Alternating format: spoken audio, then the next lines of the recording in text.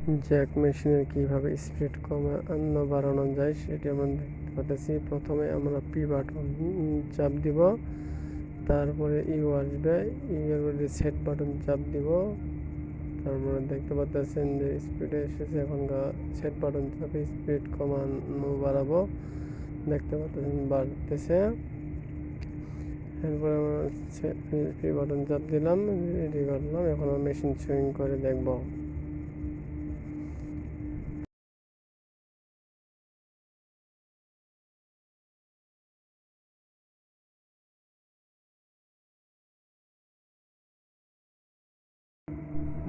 এখন আমরা machine swing করব,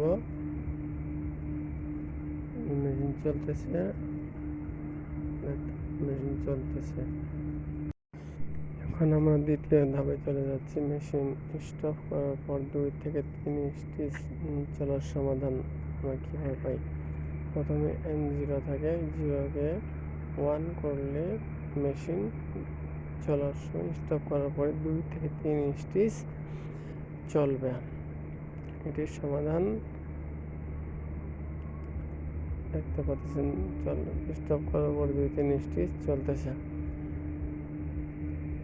আমরা দেখতে পাচ্ছি সরাসরি। এটি এখন আমরা সমাধানে চলে যাব।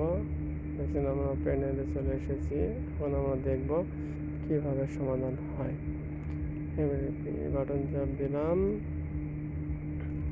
পি বাটন আমরা চাপে ধরলাম, ইউ আসলো, ইউ আসলে এটাকে আমরা 0 করব।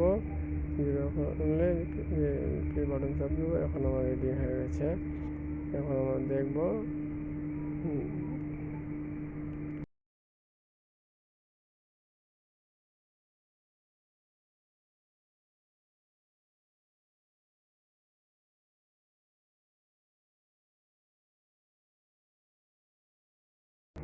এখন আমরা নেক্সট সিস্টেমে চলে যাচ্ছি। মেশিন কীভাবে রোটেশন ঠিক করতে হয় সেটি আমরা দেখব।